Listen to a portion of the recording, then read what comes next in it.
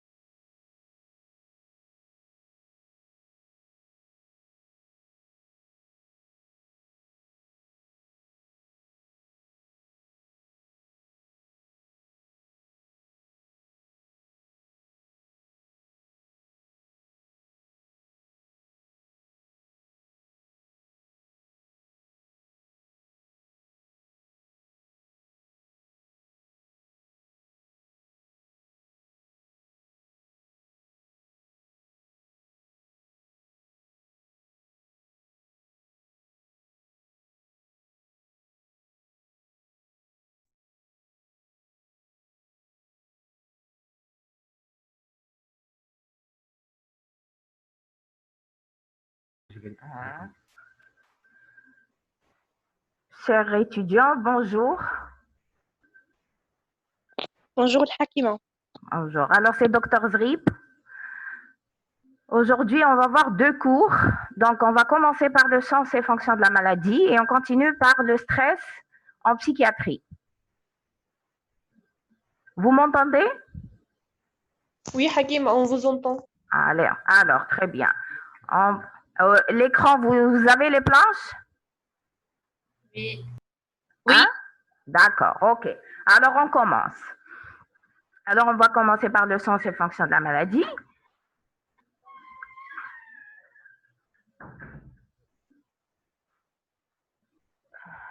Donc, il faut savoir que toute maladie entraîne des réactions psychologiques. Mais ces réactions psychologiques sont différentes en fonction d'abord de la nature de la maladie.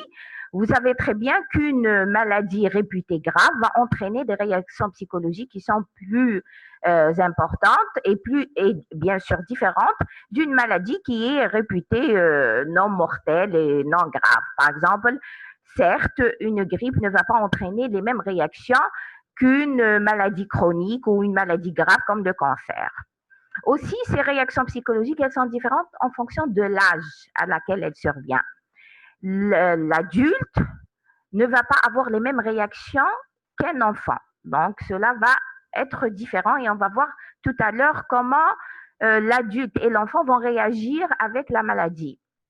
Aussi, les réactions seront différentes en fonction de la personnalité du sujet qui est atteint de cette maladie. Par exemple, si quelqu'un d'hystérique est atteint d'une maladie, on connaît très bien que l'hystérique a tendance à immensifier les choses, donc théâtralisme. Donc, ces réactions psychologiques ne vont pas être les mêmes, elles vont être très théâtraliques par rapport donc à quelqu'un qui a une pathologie, par exemple, une personnalité évitante, donc qui a tendance donc à minimiser les choses. Il faut savoir que le malade, il donne toujours un sens à sa maladie. Donc, cette maladie, donc, elle aura une fonction dans le système de croyance, les relations, le réseau social, le niveau intellectuel. Par exemple, si vous êtes étudiant en médecine, donc vous connaissez très bien la tuberculose. Si je vous dis, vous avez une tuberculose, vous allez avoir des réactions différentes de quelqu'un qui ne connaît pas la maladie, qui a tendance à minimiser, donc il ne va pas avoir les mêmes réactions psychologiques. Donc, on remarque en pratique que pour un même type de maladie, les réactions varient d'un individu à un autre, donc selon le sens qu'il prête à la maladie, comme l'exemple que je viens de citer. Donc, le soignant, il doit tenir compte non seulement des variétés de la maladie, mais également des différences marquées de la personnalité et donc du milieu. Quelle est donc la signification de la maladie? Pourquoi on a peur de la maladie? Il faut savoir que le vécu du malade n'est pas toujours une traduction directe du lésionnel et du métabolique. C'est-à-dire, c'est pas tout le temps le sens qu'il prête à la maladie, c'est pas une traduction de ce qui est atteint, hein, de l'organe qui est atteint, hein, du métabolisme, mais plutôt, donc, c'est en fonction des éléments qu'on a vus tout à l'heure.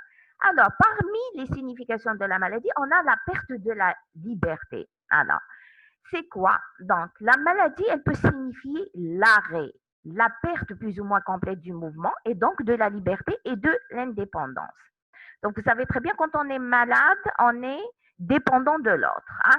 Ne serait-ce que lorsqu'on est atteint d'une grippe, on a besoin de quelqu'un qui nous donne un comprimé de doliprane et qui nous fasse une tisane.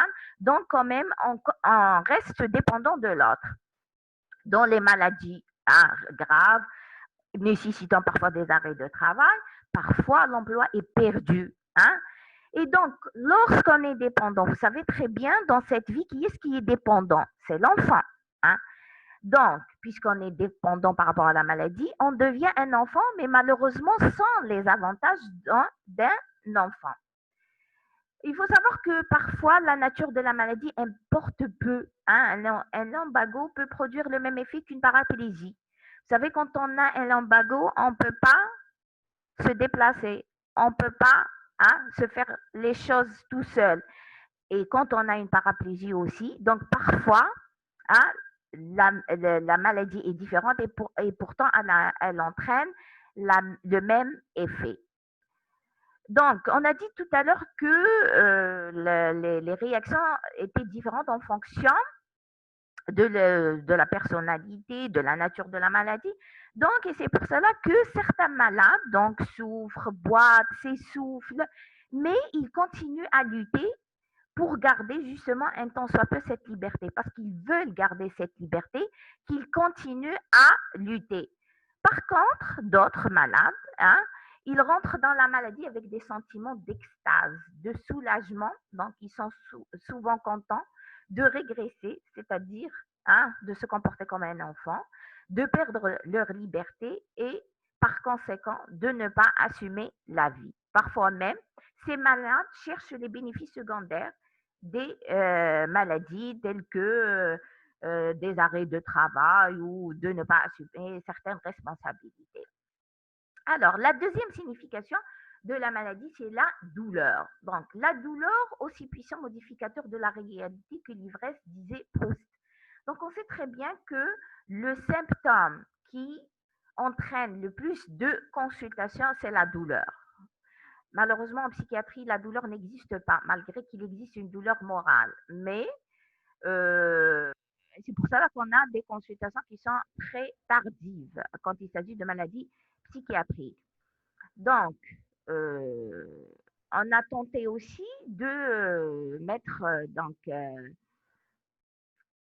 une échelle pour justement statifier cette douleur, pour voir ce que correspond par rapport à une échelle 1, 2, 3, pour essayer de voir justement cette douleur et cette signification par rapport à la maladie. Mais malheureusement, cette échelle dépendait justement de la nature de la personnalité. Comme on l'a dit tout à l'heure, une personnalité, par exemple, hystérique, qui a tendance à immensifier les choses, donc la même douleur chez elle peut correspondre à 8. Alors que chez une personnalité évitante, c'est un 2, un 4. Donc, ce n'était pas possible de le faire. Aussi, il faut savoir que la douleur, c'est quelque chose de subjectif. C'est-à-dire qu'on ne peut pas l'objectiver, qu'on ne peut pas la palper. Et donc, souvent, le langage, donc comment on va décrire cette douleur, on va la décrire par rapport au langage. Si, par exemple, j'ai quelqu'un qui va me décrire une douleur au niveau du flanc droit et radiant en bretelle, tout là, donc je vais être orientée vers une douleur vésiculaire. Malheureusement, ce langage, il ne concorde pas tout le temps à une réalité, mais le plus souvent à un vécu subjectif. La troisième signification de la maladie, c'est la blessure narcissique. Donc, la maladie, c'est aussi la blessure narcissique. Donc, il faut savoir que notre corps, c'est notre propriété. Et lorsque notre propriété est touchée, on ne va pas l'accepter. Alors, imaginez que vous avez une maison, hein, et de bon matin, une équipe débarque chez vous, ouvre la porte, commence à construire dans votre jardin. Vous n'allez jamais l'accepter. Vous allez vous battre, hein, et puis vous allez vous sentir humilié. Hein. C'est pas facile de l'accepter. C'est une blessure d'amour-propre qui est difficile à surmonter. Comment ils ont pu faire ça? Comment? Eh bien, pour la maladie, c'est la même chose. Hein, surtout lorsqu'il s'agit d'amputation ou bien de mutilation, de guerre. Donc, euh, ces malades souffrent d'une perte d'estime de soi, d'une image d'intégrité qui est restée ancrée dans les esprits. Donc, c'est une blessure d'amour propre qui est difficile à surmonter. La quatrième signification de la maladie, c'est la mort. Alors, vous savez très bien que tout le monde a peur de la maladie parce que... Oui. Hamidi?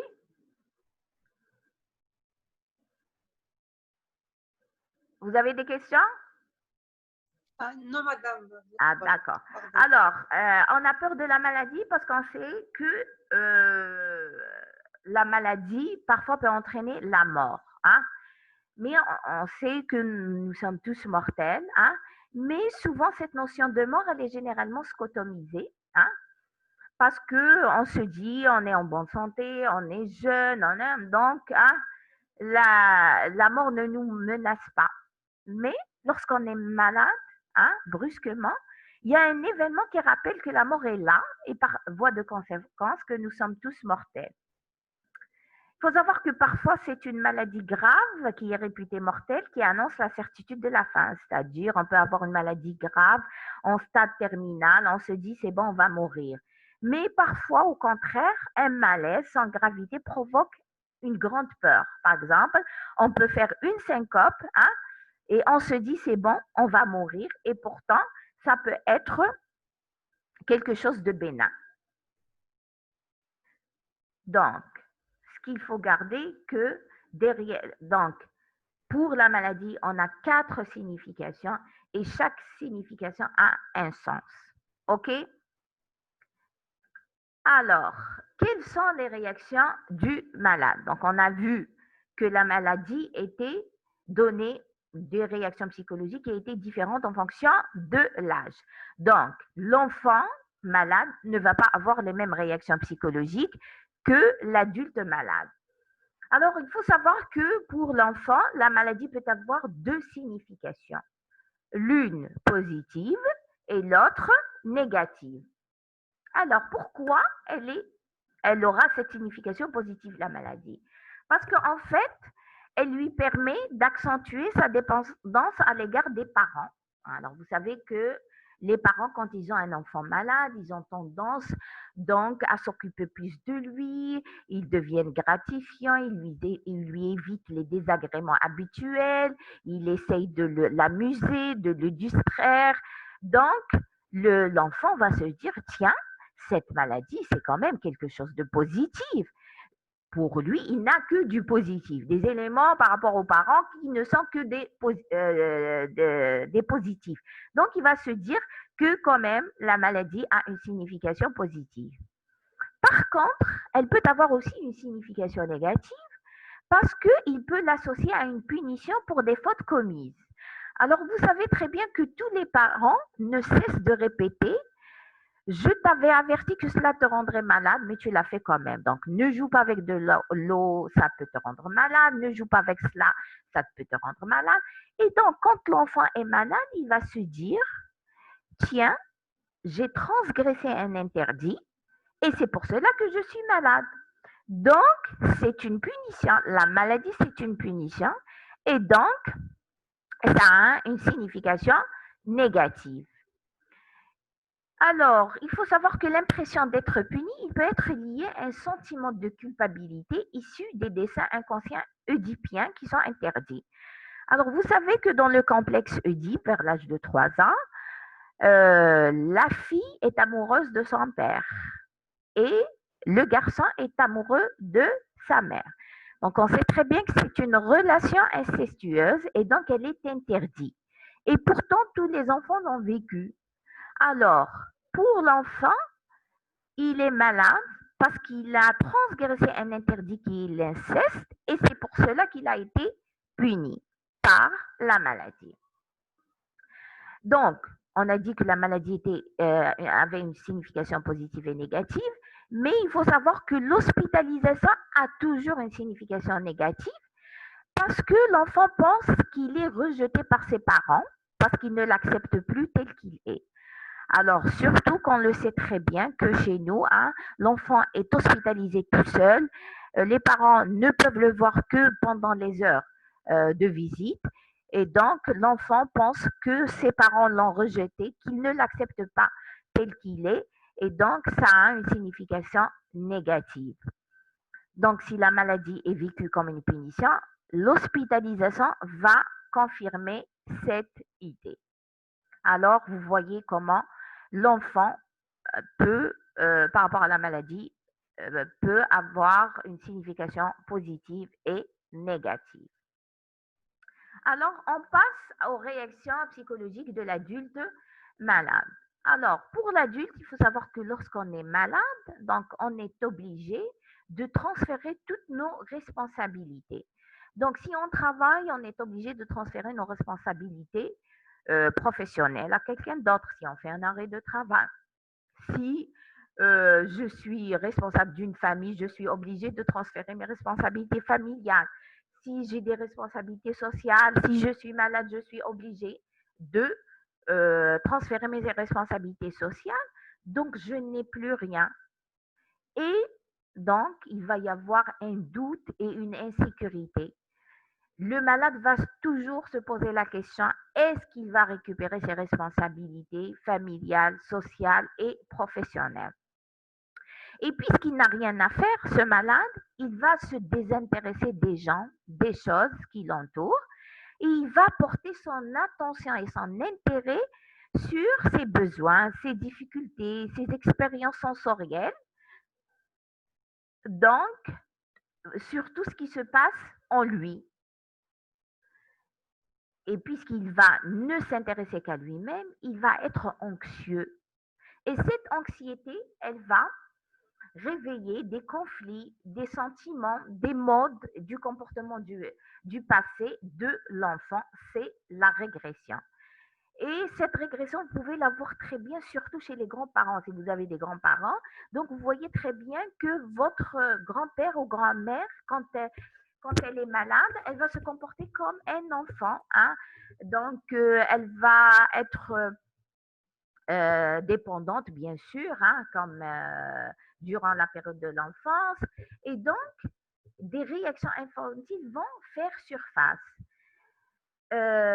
Donc, ce malade, il devient revendicateur et sensible aux frustrations. Donc, vous voyez très bien chez les grands-parents, ils sont revendicateurs, ils sont sensibles aux frustrations.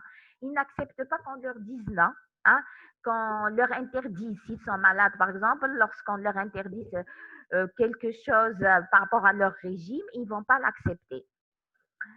Ils auront besoin de toutes les attitudes rassurantes que des parents adoptent vis-à-vis de leur enfant. Hein. Par exemple, vous le voyez très bien, quand quelqu'un est hospitalisé, il est tout le temps fâché par rapport à l'infirmière. Il vous dit, elle ne me parle pas, elle vient, elle fait. En fait, c'est parce que pour lui, hein, l'infirmière doit se comporter comme l'aurait fait sa mère. C'est-à-dire qu'elle doit lui parler, qu'elle doit lui expliquer, qu'elle doit le rassurer, alors que l'infirmière fait son travail. L'attitude aussi vis-à-vis de l'alimentation va reprendre la même importance que pour un enfant, c'est-à-dire ils vont devenir capricieux, les malades, ils n'acceptent pas de manger telle ou telle chose, ils refusent de manger telle ou telle chose. C'est les mêmes caprices que pour un enfant. Donc, vous voyez très bien que les réactions psychologiques de l'enfant et de l'adulte ne sont pas les mêmes, hein, malgré que un adulte qui est atteint de maladie va régresser et va avoir certains comportements de l'enfance. OK? Alors, j'ai terminé avec le premier cours. Est-ce que vous avez des questions?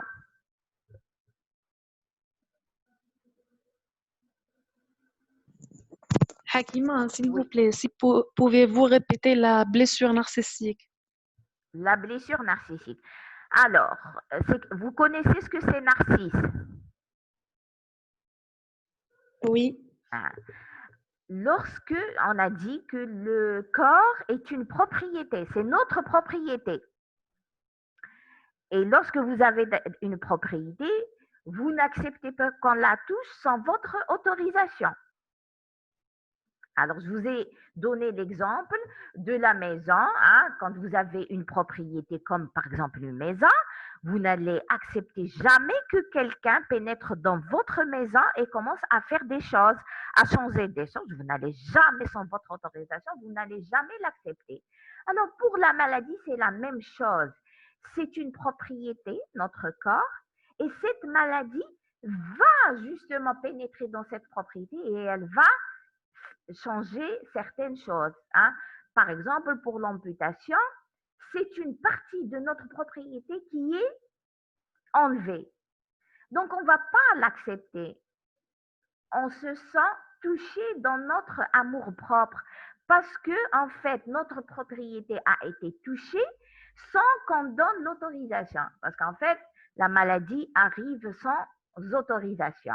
Et c'est pour cela qu'on ne l'accepte pas, cette maladie, et qu'on sent qu'on est touché dans notre amour-propre. OK? Est-ce que vous avez compris? Oui, Hakima. bah, c'est clair, merci. Merci beaucoup, Hakima. Je vous en prie. La notion de l'inceste avec le complexe d'Oedipe. Quoi? Est-ce que vous pouvez répéter la notion de l'inceste dans le complexe oedipien? Alors, pour le complexe d'Oedipe, vous connaissez tous le complexe d'Oedipe. Oui. Ah. Donc, dans le complexe d'Oedipe qui se situe, qui commence vers l'âge de 3 ans, la fille est amoureuse de son père et elle pense que sa mère est sa rivale. Et le garçon est amoureux de sa mère et il pense que son père est son rival. Mais on sait très bien que cette relation est une relation incestueuse, donc elle est interdite. Mais on l'a tous vécu quand on était un enfant. Et quand on est touché par la maladie, on pense que puisqu'on a fait et qu'on a transgressé un interdit que quelque part durant notre enfance, on a fait une relation incestueuse. Donc, on a été puni par la maladie et par rapport à ça, la maladie prend une signification négative par rapport à la signification positive d'avant. Compris? D'accord, le Hakima. Le Hakima, cette signification peut se manifester avec l'enfant de tout âge ou seulement de 3 à 4 ans? Non, on commence entre complexe d'Oedipe à 3 ans, mais c'est à n'importe quelle cette signification.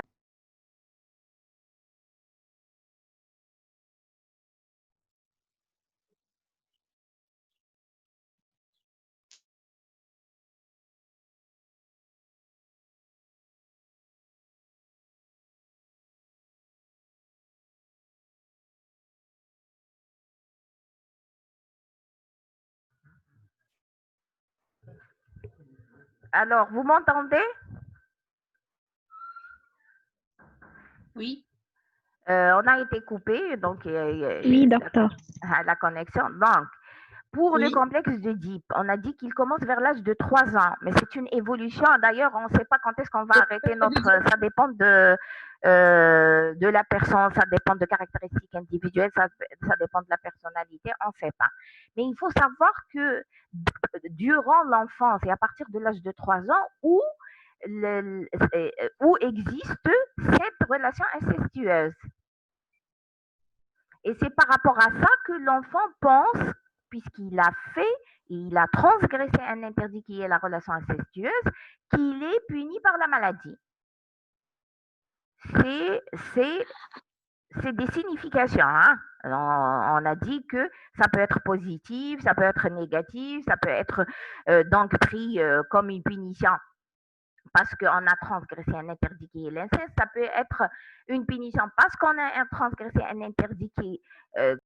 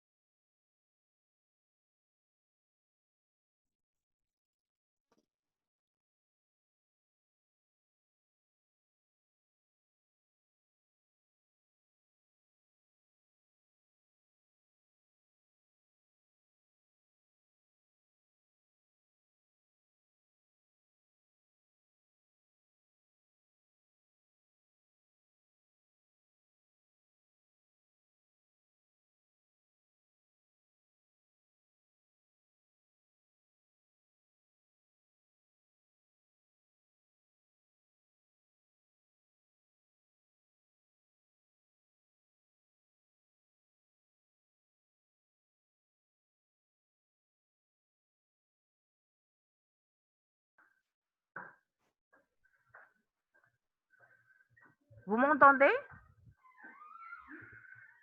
Allô? Allô?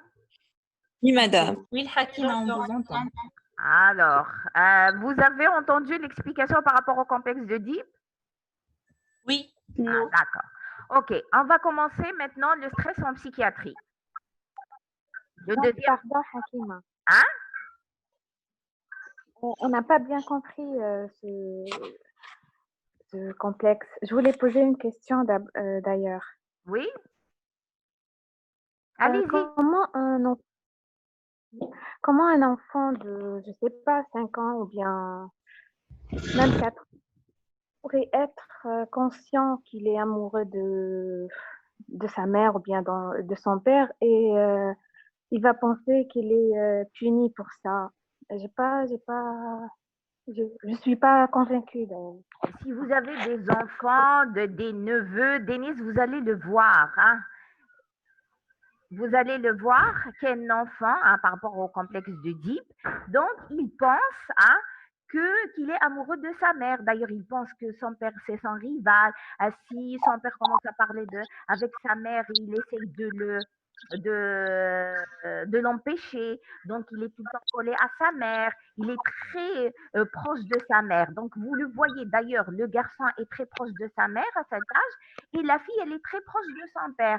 Parce que elle pense qu'elle peut prendre la place, donc la fille peut prendre la place de sa mère et le garçon peut prendre la place de son père parce que c'est des sentiments. Mais à un certain âge, on se rend, parce qu'avec l'éducation et tout, on sait très bien que c'est une relation interdite. Hein. L'enfant va prendre conscience qu'on n'a pas le droit d'être amoureux de sa mère ou de ça. Certes, on aime notre mère, on aime notre père, mais sans qu'il y ait une relation incestueuse. Et donc, quand il sera malade, donc il comprendra qu'il a transgressé un interdit, parce que par la suite, il comprendra que c'est un interdit. Donc, quand il saura qu'il a transgressé un interdit, il pensera, parce que la signification, c'est quoi? C'est que ce qu'on ressent. Donc, il pensera hein, que c'est parce qu'il a transgressé un interdit qu'il est malade. Il a été puni.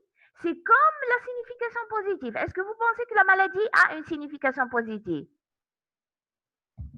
Hein?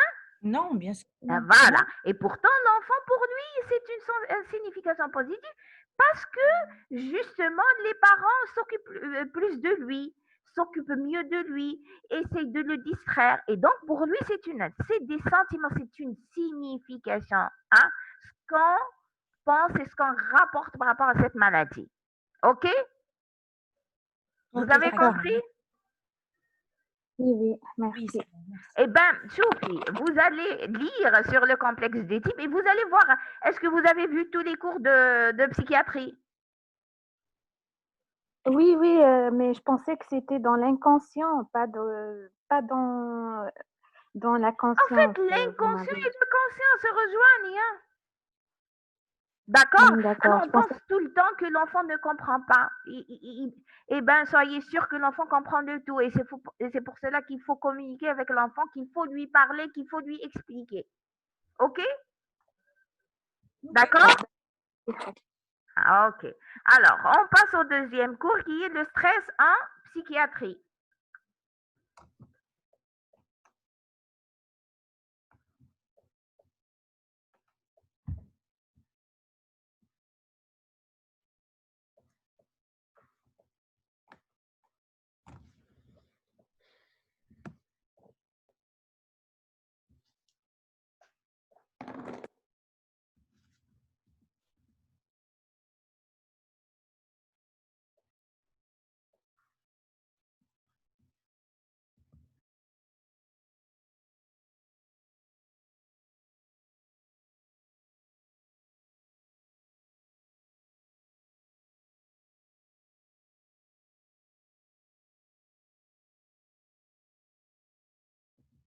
Hakima, on ne vous entend pas, il n'y a pas de son.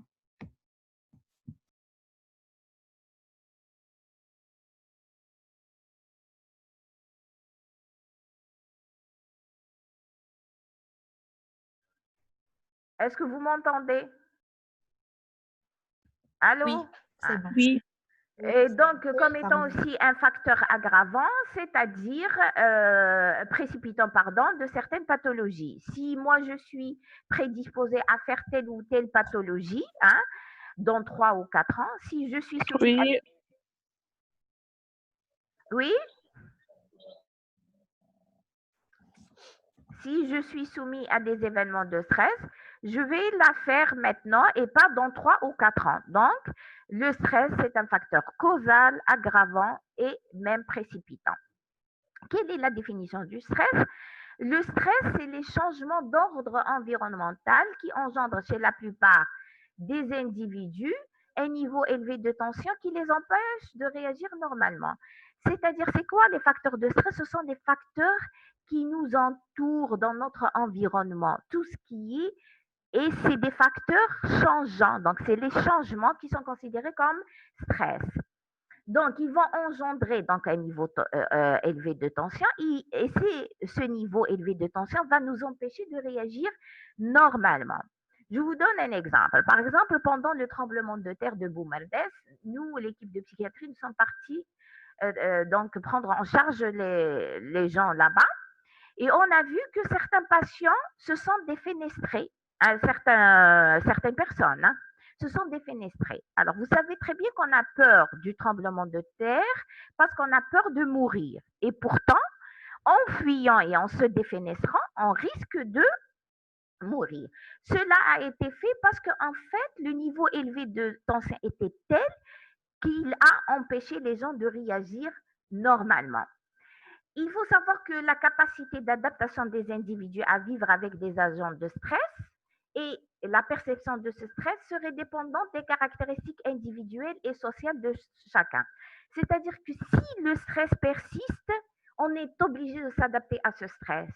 Mais ce stress, hein, cette adaptation plutôt serait dépendante des caractéristiques individuelles et sociales. Par exemple, vous, étudiants, vous vous êtes adapté au stress des examens. Alors, Célé avait défini le stress comme étant un syndrome et il l'a appelé le syndrome d'adaptation générale et qui comporte donc 2 éléments. Une réaction d'abord de l'individu qui est une réaction non spécifique à une agression et cette agression elle peut être traumatique, toxique, infectieuse ou bien psychique et bien sûr l'agent d'agression qui peut être donc tous ces éléments qu'on vient de citer.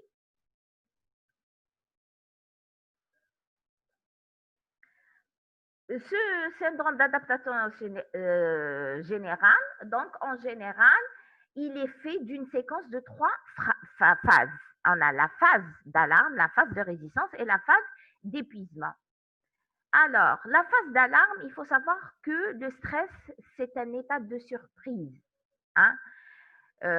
Si je suis là, hein, je suis dans cette salle et hop, je vois un serpent. C'est quelque chose hein, qui va me surprendre.